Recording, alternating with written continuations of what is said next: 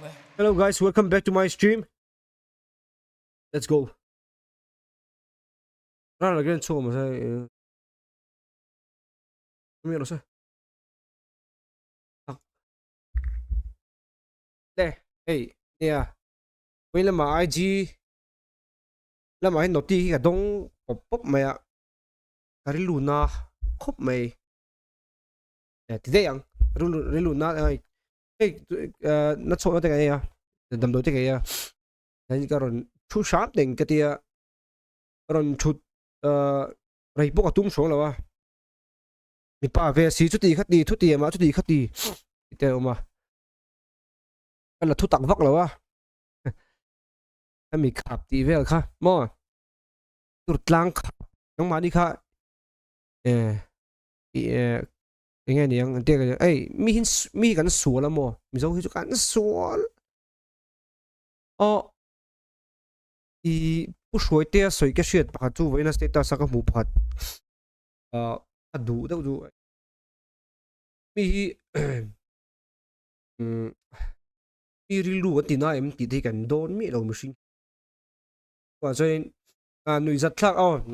lâu nụy giờ mi lồi mi lại bôi cái tí lâu bôi cái tí lâu rất mình ngay tu pon mi lâu ngay zual zel ula mo mi lâu ho zual zel ru cắt sạc quay khắp tuang mo anh rin lâu lúc tu cái vàng á khát đi cái in soi còn phi về cái này à sẽ cái duang in khove là hay này xí là wa tuổi bốc anh yang chu du lại đẹp bốc anh tiếng don't care mo lệ măng chú mi lệ mà lòng cái này có vẻ mi sinh mi số mà hiện mi lệ hi tầm dốc cái này anh ấy lâu mi tặng vắc chú bồi na lâu nào mi tặng đâu ní lâu nào mềm mi số mà hiện giá sum riết lệ cái này anh vay anh ấy giá sum anh ấy lâu in ti tặng về không mi số mà hiện mà gì ông lâu vắc lâu tụi mấy cái sao vắc lâu chú cho nên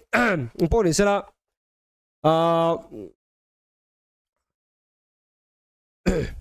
anh nuông cái chút nuông có tí mi hay mi suy sel vel thế mà mi lem môi nè mi lem cái này bây giờ tôi sẽ nói nè con này sẽ giải là game mình kể lắm học view còn suy lúc có đùa không mà ý support đàn tụi nào cái em mấy cái lom vách thấy bị lâu lom vách thấy bị lâu bộ về trang nó chụp ảnh này về chuyện nó làm nên địch răng dù mà đẹp thua lâu buổi này hậu thầy buổi này mà hậu những tỷ chín đu mì nè mấy nè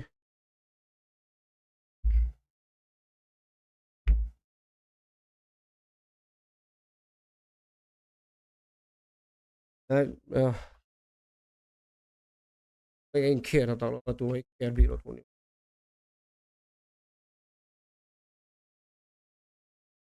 kia là pin kim chat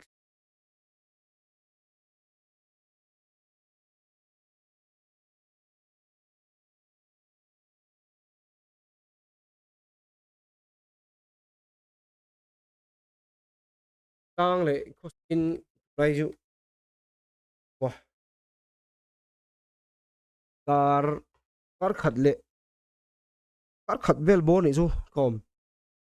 nuông xăm lầu cái nuông xăm lầu không nên là gần gì đấy đâu thế mình chặt tên đang cái có xịt chú ở đây đâu có xịt chú ôm tổ đâu cái gì đâu nên thì bây giờ chú cần điện muốn này để thầu dân tụi rằng ai là lên bây giờ các mù chơi chút tí mi let's go